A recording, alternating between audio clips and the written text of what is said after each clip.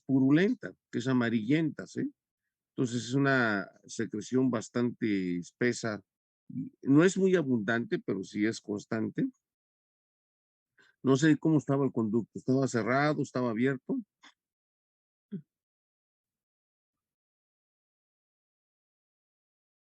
¿Mm? Sí, el problema es ese, que entonces ya tenía, cuando es muy abundante la secreción, se irrita la piel. Acuérdense, ya algo les mencionaba yo, acuérdense que todo el conducto auditivo externo, así de repaso, es piel. Acuérdense que es piel, entonces está sujeta a todas las situaciones que afecten piel. Si ustedes ya llevaron dermatología, entonces acuérdense Ya, doctor. acuérdense que las dermatomicosis son secundarias a la humedad. Acuérdense que hemos hablado hasta cansancio, así como cuchillito de palo, que la cerilla es fundamental para mantener seco el oído. Entonces, si se pierde la cerilla, se va a generar humedad y esa es la causa fundamental de todas las otitis externas. O sea, la falsa idea que tenemos de limpieza del conducto, ¿no? Entonces, bueno, cuando está muy cerrado el conducto, hay que colocarle, llamamos pabilo, o sea, y ya venden algunos productos tipo Merocel, que le llama uno, es una esponja seca, porque el problema está que se cierra el conducto, totalmente se cierra, entonces cualquier gota que le pongan o antimicótico no va a penetrar. Entonces lo que hace uno es que coloca uno y lubrica uno un pabilo, o se le llama uno, o sea, es una pedacito de Merocel con pomada de antimicótico, una pomada bacteriana, y lo desplaza uno y lo mete uno a través del conducto. Y a través de eso coloca uno los antibióticos y antimicóticos para que pueda filtrar y también habitualmente les pone un poquito de esteroide para que desinflame y se vuelva a abrir el conducto. Si no logramos abrir el conducto, las otitis externas son bastante problemáticas. La señora no se quejaba de dolor.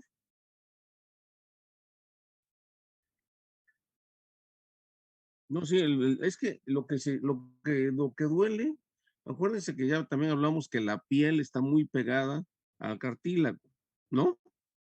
Si se acuerdan de eso, ¿no? Sí, doctor. Entonces, una de las cosas que tenemos es que lo que duele es el pericondrio. O sea, se inflama la piel y por contigüidad inflama el pericondrio y se revuelca la gente de dolor, ¿eh? O sea, por el estiramiento del pericondrio. Entonces, tiene uno que desinflamar la piel para que se rompa la tensión del pericondrio. ¿Y qué le dieron?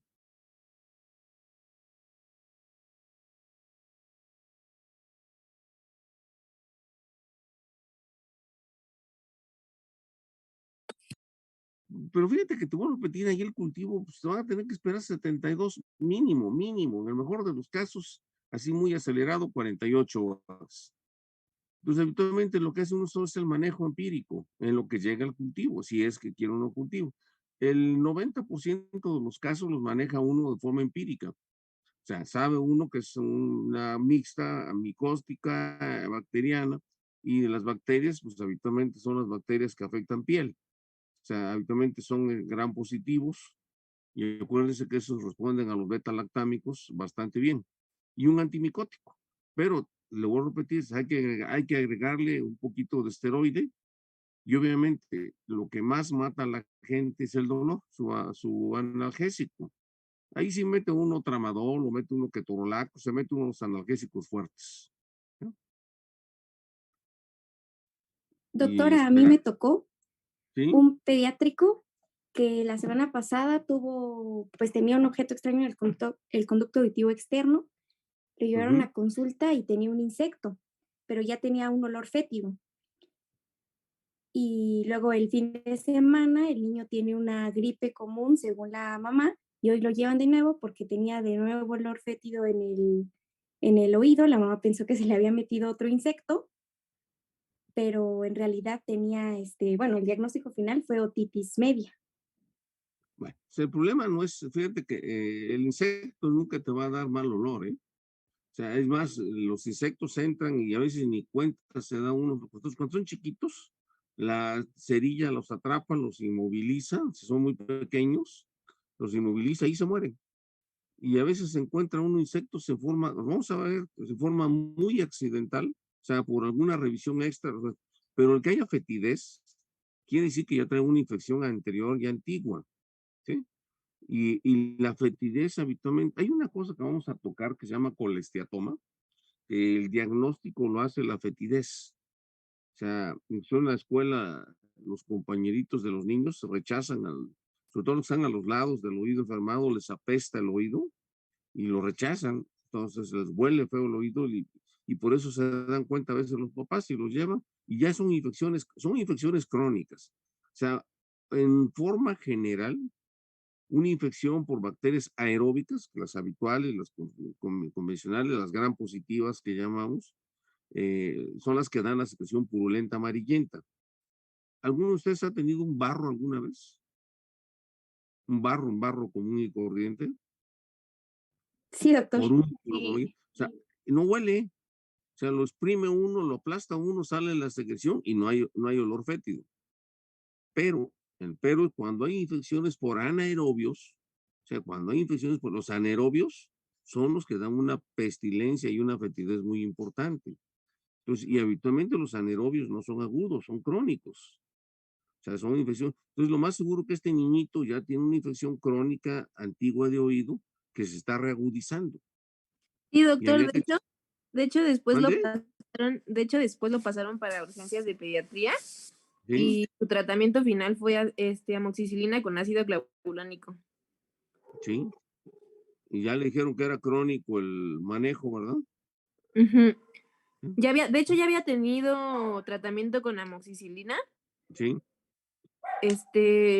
porque la mamá dijo que no le gustaba esa medicina, que Ujú. ya le habían dado mucho tiempo ese tratamiento. Igual una pregunta, o sea, cuando son pacientes pediátricos, bueno, cuando dan mucho tiempo un medicamento, ¿no se vuelve resistente el niño a que le vuelvan a dar lo mismo? No. ¿Cuál es el antibiótico? Ahora se las voy a revertir a ustedes. ¿Cuál es el antibiótico más inocuo con el que tenemos y contamos?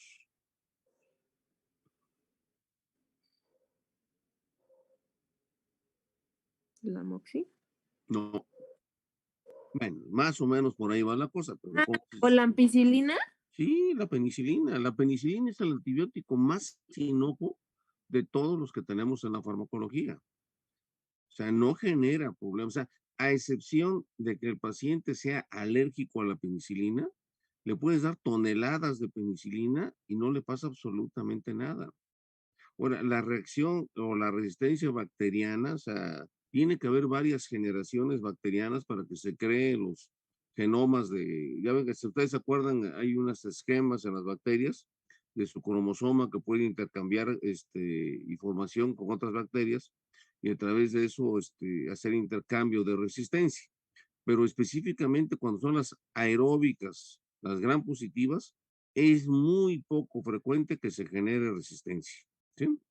Habitualmente las que son las gram negativas y los anaerobios sí son los que se generan con resistencia, tienen esa característica. Por ejemplo, la Pseudomonas aeruginosa son las bacterias que con mayor facilidad generan resistencia.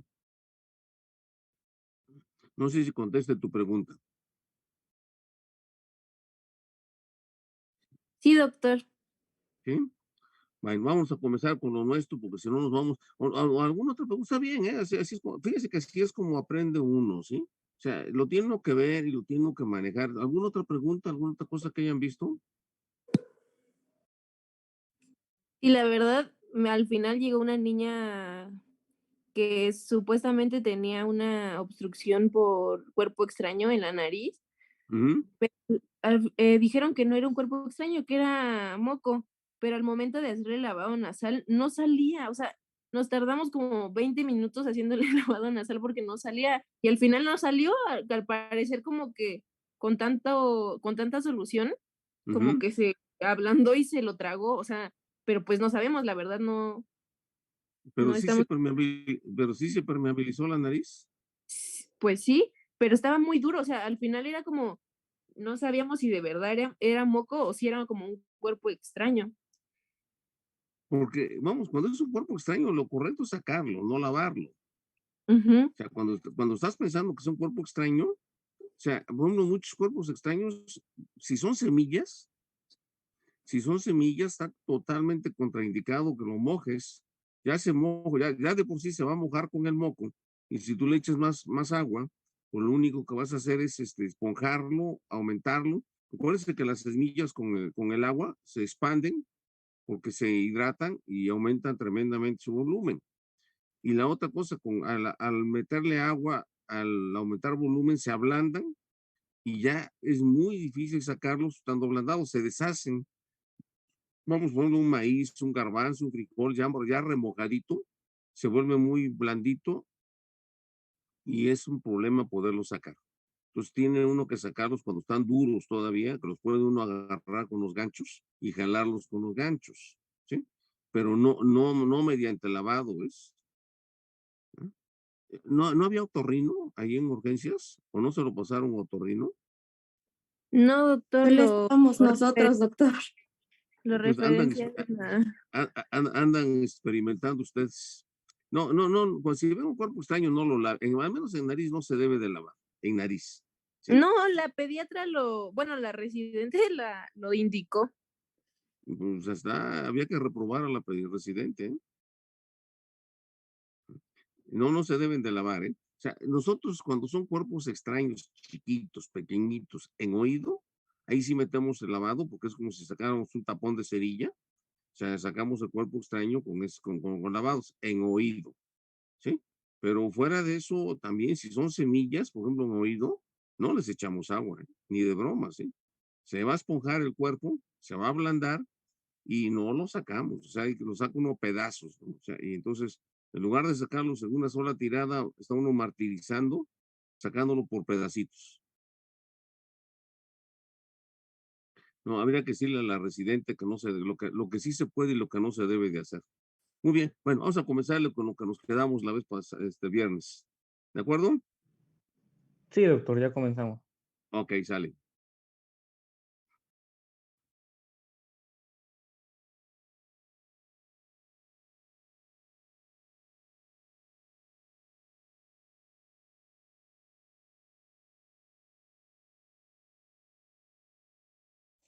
¿Sí se ve mi pantalla? Se ve muy bien. Ok, perfecto. Ya comienza mi compañero. Ok. Bueno, recapitulando un poquito lo que habíamos visto en la clase pasada, habíamos visto la división de las hipoacusias y estábamos enfocándonos ahora en las hipoacusias que son generadas principalmente por tapones o cuerpos extraños, como ya les había mencionado. Este es uno de los porqués de más comunes de la consulta con los pacientes y los objetos o lo que más se puede encontrar comúnmente en el oído, pues son los insectos, las arañas, las semillas vegetales, como ya les había mencionado, o los distintos materiales. Eh, la Fíjate clase que, anterior, perdón que te interrumpa, ¿eh? Lo más sí, frecuente no son ni los insectos ni los arácnidos. Viene lo que viene siendo ahí las semillas vegetales y los materiales inorgánicos que se llaman. ¿En qué edad es más frecuente encontrar los cuerpos extraños de En semillas? niños. en infantiles. En los niños, ¿dónde son los niños en juegos de kinder, no? O sea, habitualmente tiene la cuestión de curiosidad. Antes de la pandemia, a una niñita de kinder que llegó su mamá muy angustiada porque, bueno, obviamente le hablaron, estaban echando competencias a ver a quién le cabía más cosas en los conductos. O sea, estaban viendo a ver quién le traban más lentejas y frijolitos, a ver quién se metía más. Y entonces le sacamos como 3 lentejas y como 2 frijoles del oído a una niña, ¿no? Habitualmente son por juegos, por curiosidad. Y también se meten cosas de los juguetitos, los zapatitos de las Barbies, pedacitos de materiales. Una cosa, acuérdense, siempre los cuerpos extraños orgánicos, como son los vegetales, van a dar reacción inflamatoria, se inflaman y van a dar reacción inflamatoria.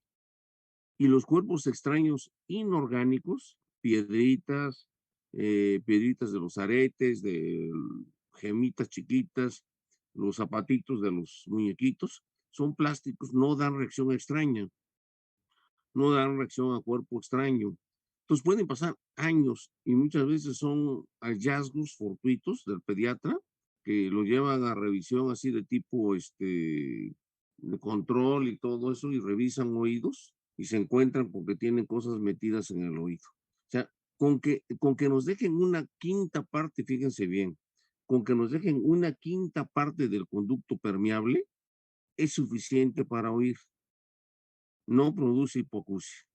Tiene que obstruir completamente el conducto tiene que obstruirlo para que nos dé hipoacusis.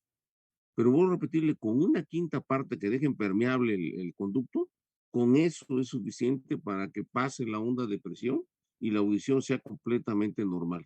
Entonces, vuelvo a repetirle, eso hace que objetos, por ejemplo, inorgánicos, ahí se queden olvidados. Yo una vez le saqué bueno, ¿cómo se llama la piedra esa rojita, de los aretes? Rubí, ¿no? O sea, un rubí.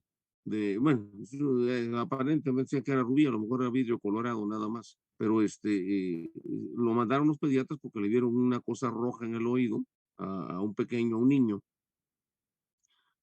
Y cuando a él le decía a ustedes, a eso los lavamos, le metimos lavado, sacó la piedra y salió que la piedra era una piedra de los aretes de la mamá y decía que tenía como un año, más de un año, que la había perdido.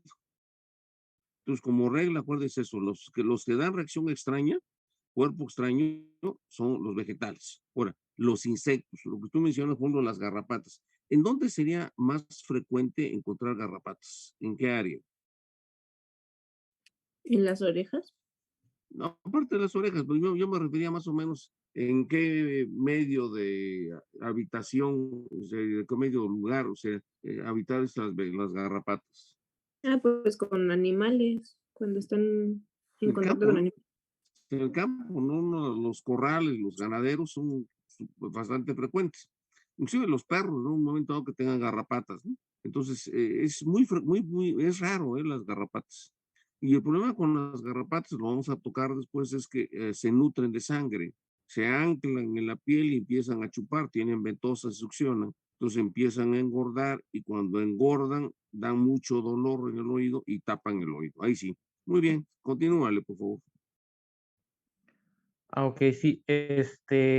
Bueno, conforme al diagrama que ya nos había explicado el doctor, en esta situación, lo que nos va a arrojar que va a haber una pérdida del 30 a 40 decibelios, como se puede ver en el gráfico, y, y también se puede observar que hay una curva en lo que son los tonos agudos, donde se empieza a disminuir, ma- donde se ve la mayor cantidad de frecuencia en la parte de abajo del gráfico.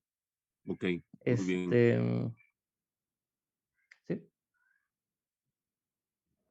Bueno, en el caso de las pruebas con diapasones, en el caso de Rine va a ser negativo y en el caso de Weber va a ser positivo o bueno, o nos va a indicar hacia qué lado va a estar el oído afectado. Eh, esas pruebas, no sé si las explico, doctor, o... No, síguele, y después las vemos. Ah, ok, ok, ok. Ok, ok. Sí. No, lo anterior. Bueno, otra de las causas de las hipoacusias son las malformaciones congénitas. Esta nos menciona que pueden afectar de modo exclusivo el oído externo o puede haber una obstrucción parcial o total. Esto debido a que tienen distintos orígenes embriológicos, lo que es el oído interno y el oído externo, y como son malformaciones congénitas, son las que por ello es más común que solamente esté afectado el oído externo en estos casos.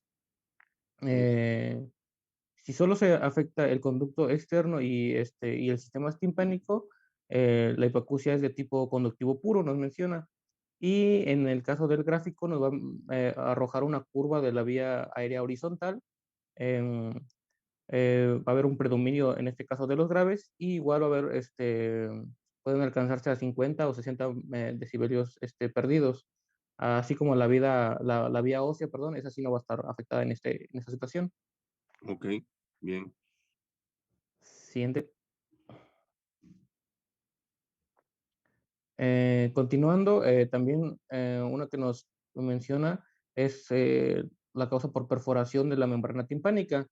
Esta es de magnitud variable, esta va a depender del tamaño de la fractura De y, la ruptura. de la ruptura, y esta nos va a generar alrededor de unos 30 a 40 pérdida de decibelios. En este caso, la vía aérea afectada eh, van a estar todas van a estar afectadas en estos casos y se va a inclinar un poquito más en los graves. Y en este caso también puede que la vía ósea sí tenga un poquito de afectación. Bien. Em, en el caso del padecimiento que afecta en la función torácica, eso ya nos mencionaba o nos explicaba el doctor en la anterior clase, que en el oído medio hay una presión, se puede generar una presión negativa cuando la trompa de Eustaquio se obstruye de manera completa o parcial. En este caso sabemos que hay una abertura y se cierra para nivelar las presiones, pero cuando no es así o cuando hay una obstrucción total de la trompa de Eustaquio, nos va a generar una presión negativa dentro del oído medio, y por extravasación nos va a generar se va a llenar de líquido dentro del oído medio, y nos va a generar una obstrucción completa. Pero si al contrario, que esa es la más común, perdón, pero si al contrario hay una obstrucción parcial, esta solamente nos va a generar eh, una presión negativa solamente Y dentro va, del oído medio. y va a dar una telectasia. O sea, la telectasia, acuérdense que es lo mismo que retracción.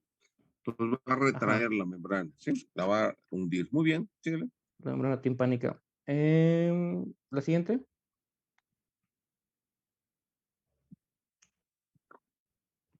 Uy, ok. Sí, bueno, van a haber distintos factores que nos van a generar esta afección. Algunos van a ser los factores agudos, que pueden ser como la infección respiratoria superior, adenoiditis, nosofaringitis, rinitis alérgica y sinusitis. En el caso de factores crónicos o recidivantes, pueden ser la hiperplasia crónica adenoide, hiperplasia de la mucosa tubárica, estenosis ósea de la trompa de Eustaquio, parálisis de la nasofaringe. Y en este caso hay tres fases de la obstrucción tubárica, que es la obstrucción tubárica simple, este, con transudado o con depresión persistente del tímpano, como ya les había mencionado. En el primer caso, va a haber se va a conocer, bueno, va a ser una afección de hipoacusia de tipo conductivo puro, y se va a ver en el gráfico un predominio en los graves.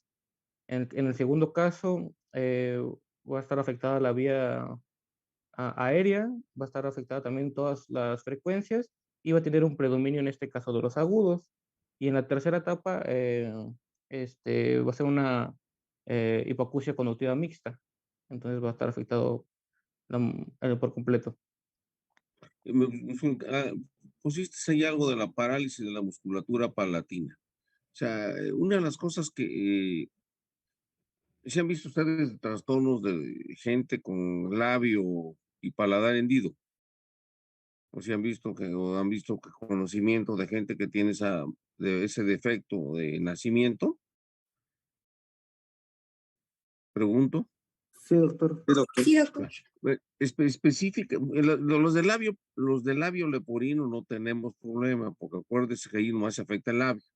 En donde tenemos problemas son cuando tienen paladar hendido.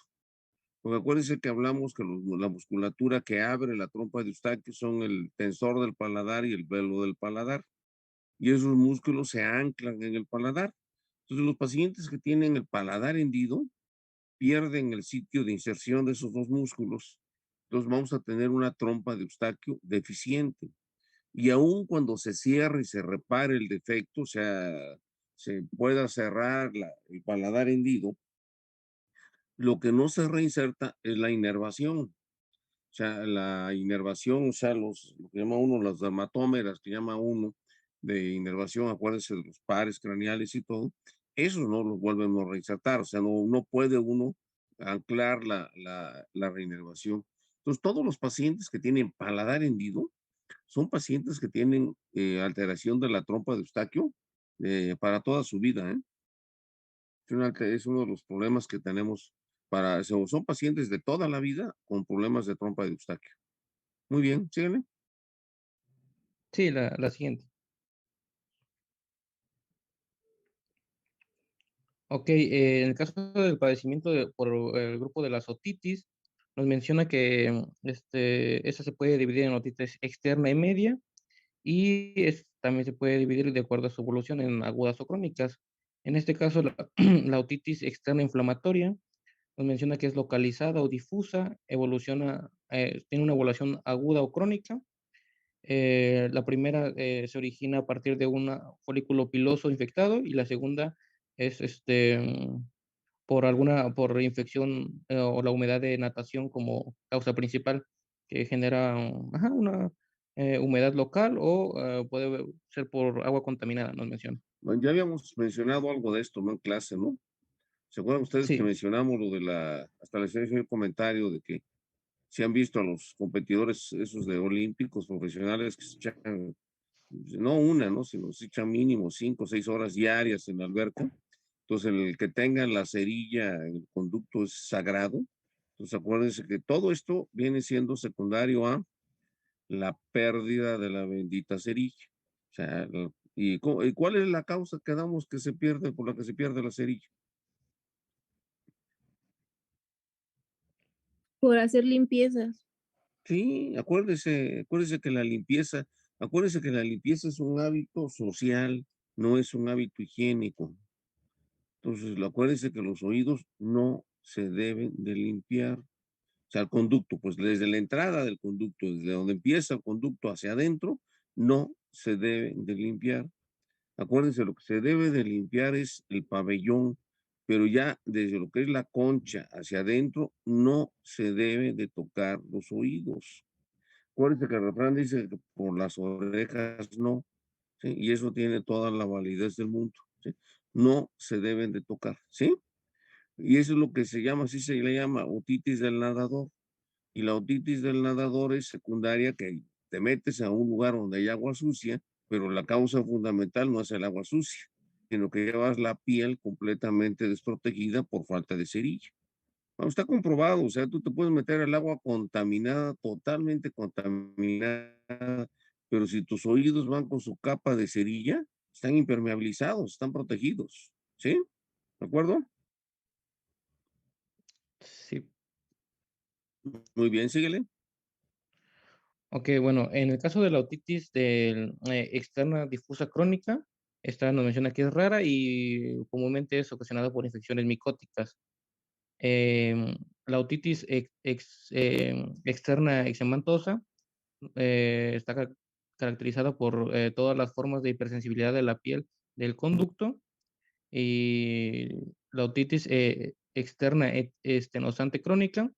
En este caso se observa proliferación de tejido fibroso en las capas subcutáneas, y también puede haber hiperkeratosis.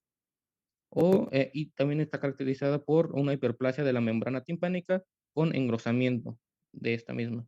Ok. En el caso de la otitis media secretoria, es por presencia aguda o crónica de secreción no infectada del oído medio.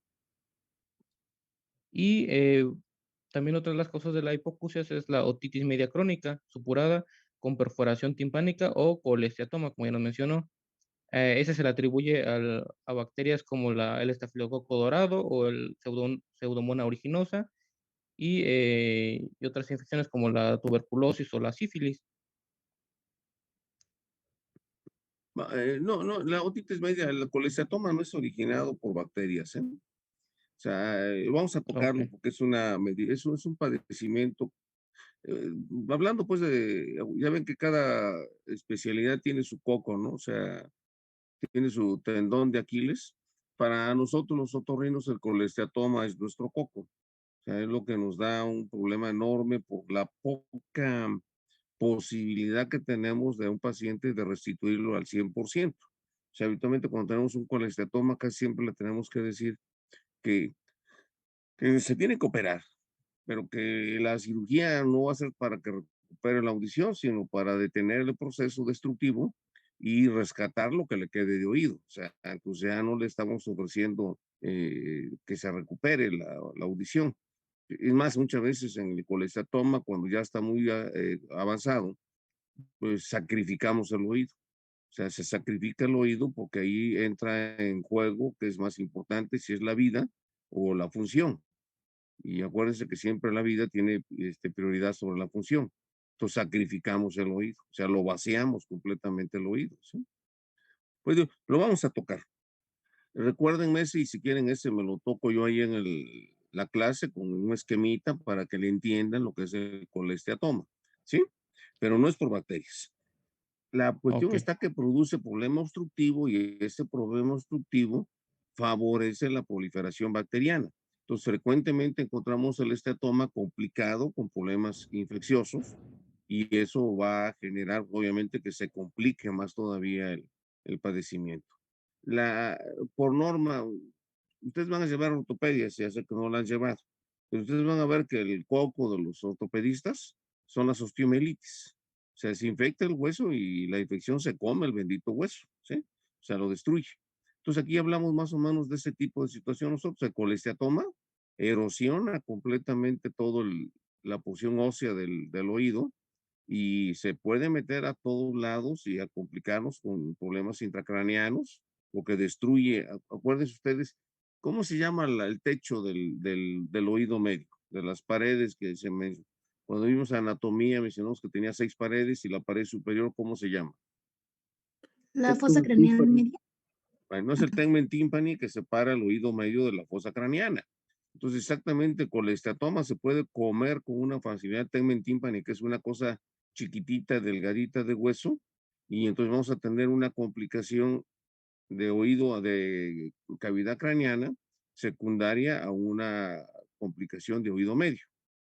O sea, con mucha facilidad. De hecho, como datos ustedes quieren, pero el 80% de los abscesos cerebrales, tienen su origen en infecciones del oído medio, por la contigüidad que tiene hacia la cavidad craneal. Muy bien, síguele. sí, doctor. La siguiente. Ok, y por último, el caso de las hipoacusias conductivas, está la causa por padecimientos tumorales del oído. Esta nos menciona que derivan de la piel o sus apéndices, del hueso o tejido nervioso y tejido conjuntivo.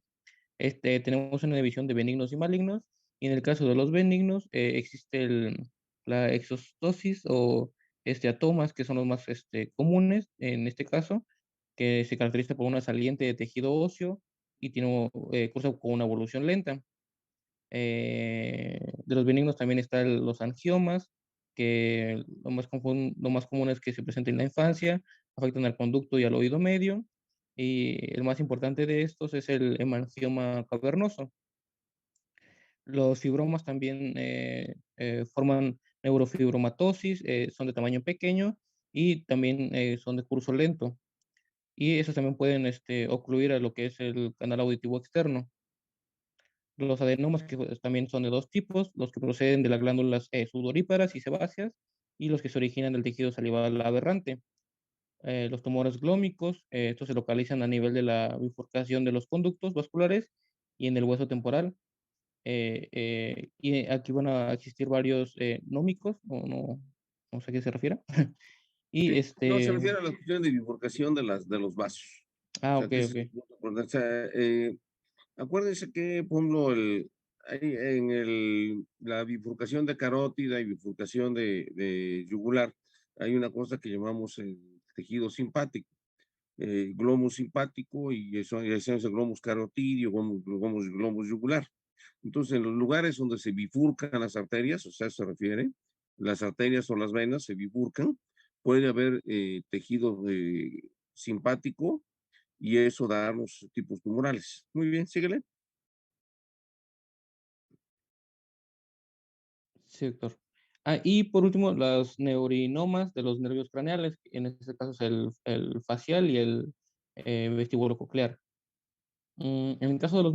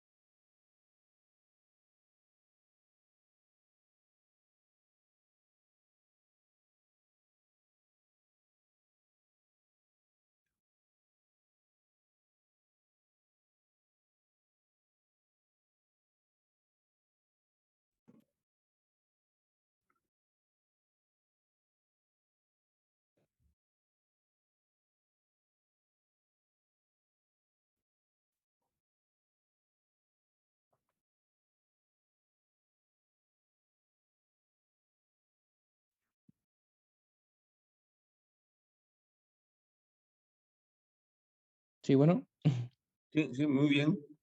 ok. A ver. Ajá, bueno, en el caso de los malignos se encuentra lo que es el carcinoma, tumores de tipo epitelial, el tumor de Brock, el sarcoma y el melanoma. En este caso, nos menciona que esos padecimientos, em, en el caso de vista, bueno, en el punto de vista audiológico, van a presentar hipoacusia unilateral en el oído afectado, va a ser de tipo sensorial, y alrededor del 60% van a tener una pérdida en el tono de los agudos. Y también este tipo de hipoacusia se va a caracterizar por una pérdida mucho mayor del lenguaje, que alrededor del 30% de los pacientes lo va a presentar. ¿Alguno de Eso ustedes nos sabe qué es mencionaba el por tumor de una... Brock? Ok. Sí. ¿Tú sabes de qué es el tumor de Brock? Eh, no. No, que yo tampoco, por eso te pregunto. Sí, la verdad estoy preguntando porque no sé, ¿eh? O sea, No, ese sí no bueno, me ese lo lo es. mencionaba el libro, pero ya se me pasó buscarlo. Sí, sí, porque la verdad, o sea, así me agarraste, a mí tampoco, no tengo ni la menor idea de qué es el tumor de Brock, ¿sí? Entonces tendré que buscarlo, mañana lo Sí, sí, sí. vemos. ¿Sale? Sí, sí, sí. Muy bien. Sí, sí, siguiente.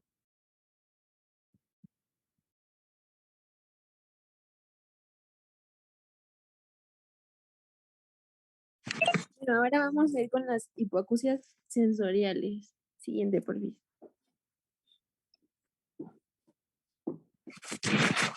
Bueno, aquí vamos a ver primero los padecimientos degenerativos de tipo hereditario, como vimos. Bueno, esto va a ser un poco fácil de entender, ya que lo vimos en genética.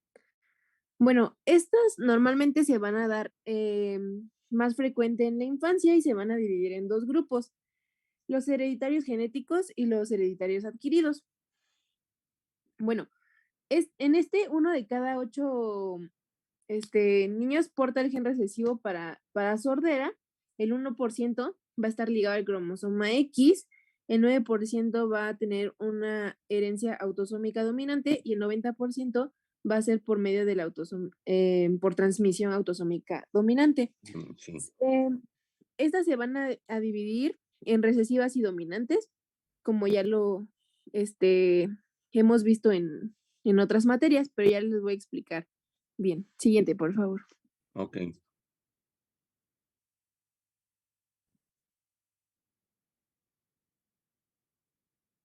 Bueno, el recesivo va a ser el más común. Este se va a manifestar, este, no va a ser total, aquí va a ser parcial. ¿Por qué? Porque se va a conservar los sonidos agudos. Y el dominante, este va a ser tardío. Igualmente va a ser progresivo y este va a ser bilateral. Y aquí, por el contrario, se van a ser menos como evidentes las frecuencias agudas. En este caso se va a lesionar el oído interno. Muy bien. Y, bueno, aquí es muy importante, como lo vimos la clase pasada, porque las enfermedades de la madre durante el embarazo pues puede ocasionar sordera en el bebé, en el niño. Pero ya ahorita les voy a explicar qué enfermedades. Siguiente, por favor. Muy bien. Bueno, las enfermedades más graves se van a dar cuando están en los primeros 3 meses de gestación. Y como lo mencionamos, pues la clase pasada, ¿no? Que es cuando se están formando los órganos y todo. Bueno, la más Primer trimestre del conocida, embarazo. la más común es la rubiola. Ajá, en el primer trimestre. Y la más conocida, como lo mencionó el doctor, es la rubiola. Un ejemplo de una enfermedad es la enfermedad hemolítica del recién nacido por el factor de Rhesus. Bueno, ¿esto qué va a pasar? Bueno, esto va a afectar los núcleos auditivos por depósito de bilirrubina en el sistema nervioso central. Siguiente, porfis.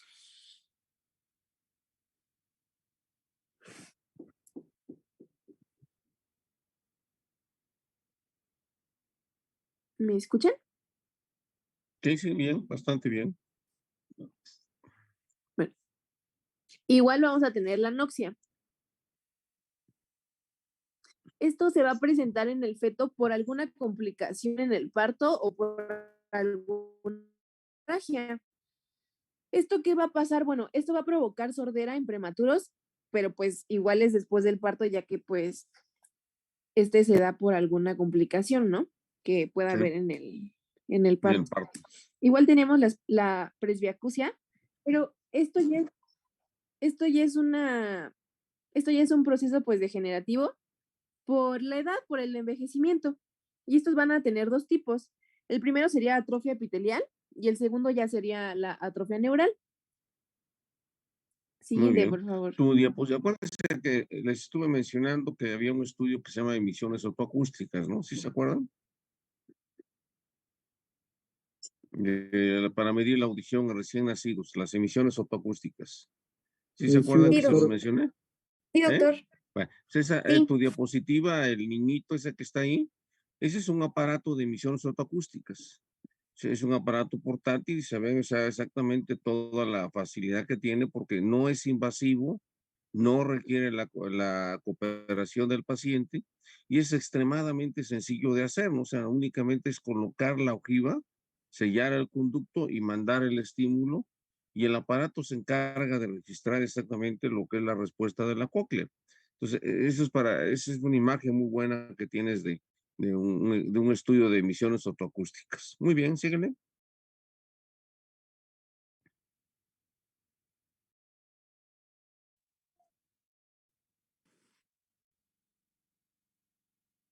Bueno, la atrofia epitelial, esta va a afectar las células de Corti y esta va a ser a partir de los 30 años, pero esta se hace notoria después de los 50 años, o sea, puede empezar desde los 30, pero Lo más se van a dar frecuente y lo más cuenta o se notorio va es a ir después de los notando 50. Sí, muy ya es bien. después de los 50. Exacto. Ok. Y la atrofia neural es degeneración pues neural de las vías auditivas centrales. Ese es más como general. Ese es de los de mi rodada, Bueno, por eso la les he dicho que diferencia soy precioso. entre estas dos pues va a depender mucho. Muy La bien, síguele. diferencia entre estas dos pues va a depender mucho de la edad.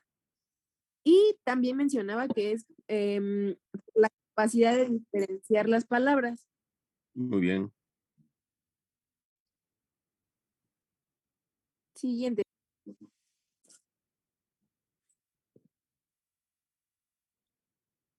También vamos a tener otros padecimientos que estos serán por la sensibilidad de medicamentos.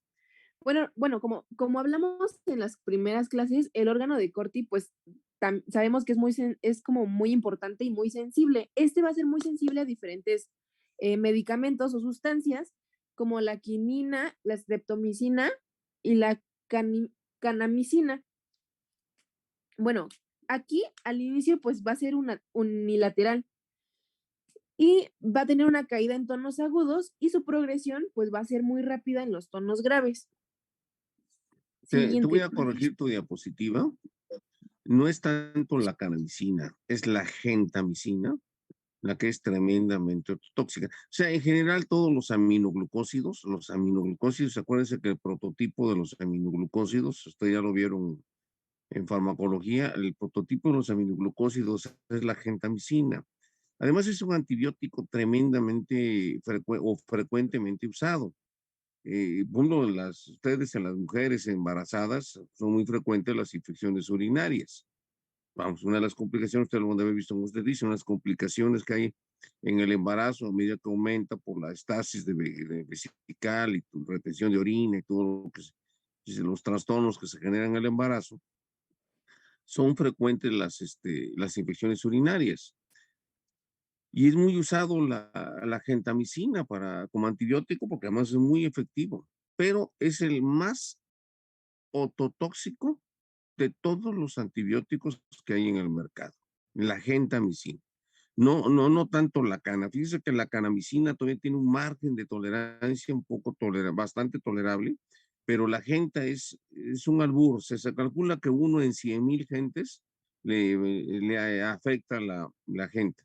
Digo que aquí en Oaxaca somos 23 otorrinos y todos tenemos pacientes con problemas auditivos secundarios al uso de gentamicina, ¿sí? Entonces, la gentamicina es aplicación intramuscular y, por ejemplo, nosotros los otorrinos lo tenemos total y completamente fuera de nuestro cuadro básico de antibióticos.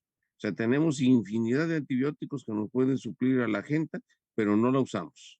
La cana todavía nos damos cierta tolerancia a veces de meter canamicina en algunos pacientes. La gente, a menos que tengamos necesidad, o sea, inminente riesgo de muerte, y el antibiótico, digo, la bacteria sea susceptible a gente, y entonces hay que valorar costo-beneficio, entonces metemos gente, pero fuera de eso, no usamos gente. Vamos a tocar, por ejemplo, hay algunos temas que se llaman de destrucción del órgano de corte. Fíjense, destrucción. Una de las cosas complicadas son los acúfenos irreversibles, intratables, y cuando eso sucede, en un momento dado se llega a sacrificar el órgano de corte. O sea, de manera que no tenga respuesta al oído y se quite el zumbido de oídos cuando es tipo ya intratable. Y la forma de destruir el órgano de corte es meterle gentamicina a la rampa media. O sea, mete uno automático a través de una jeringa, o sea, una inyección, y le mete uno gentamicina. Entonces, la gente es la que es tremendamente ototóxica, no la cana, ¿sí? O sea, todos los aminoglucósidos son atotóxicos, todos, pero fundamental es. La estreptomicina, afortunadamente, ya casi no existe en el mercado. La estreptomicina era del manejo de pacientes tuberculosos, o sea, era el prototipo de manejar el tratamiento antituberculoso en los pacientes.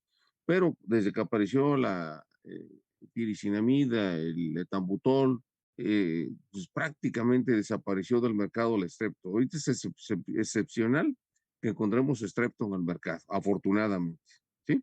Digo, yo les platico que yo tengo un paciente, ya ahorita es papá, es ya casi abuelo el señor ahorita aquí, me tocó verlo a los 12 años de edad y por un cuadro de una faringoamigdalitis se le recetaron genta y gentamicina cada 24 horas, le pusieron la genta en la tarde, niño, y como a las 7 de la noche estaban angustiadísimos los papás, porque el niño decía que no oía, y cuando le hicimos la audiometría, totalmente perdido los dos oídos, al 100% dañados los dos oídos y sin la menor posibilidad de que se pueda recuperar porque destruye el órgano de corte.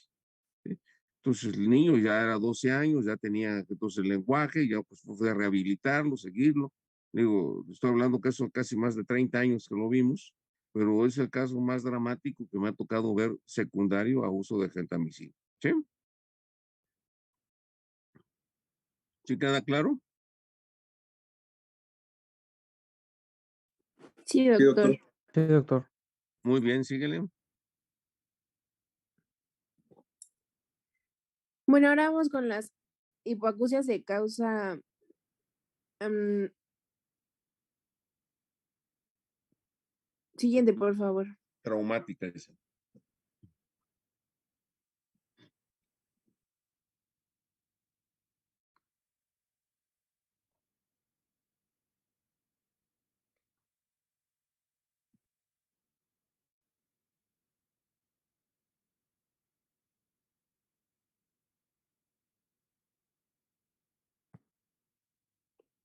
Muy bien.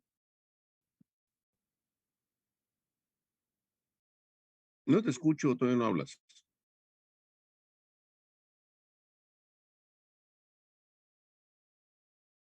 Creo que tiene problemas con su internet, doctor, pero ya va a hablar otro compañero. Ah, ok, perfecto, muy bien.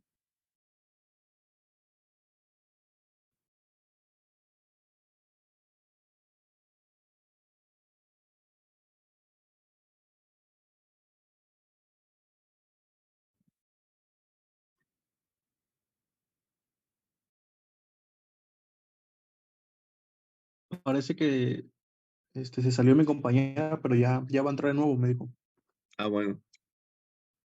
Un minutito, doctor. Pues si quieren, díganle a su compañera y lo checamos mañana. Ya estamos, ya casi terminamos el horario, no hay problema, ¿sí? No, Sí, tu doctor. pregunta que me dice de si la gentamicina se puede usar en la enfermedad de Meniere, no se utiliza para nada. O sea, la enfermedad de Meniere es una enfermedad que destruye el órgano de Corti y destruye las máculas de los utrículos y de los canales semicirculares. Entonces, no, está totalmente fuera de uso la genta para ese tipo de patología. No sé si conteste tu pregunta. ¿Sí? Una disculpa, Doc, me sacó la reunión, pero ya pude entrar otra vez.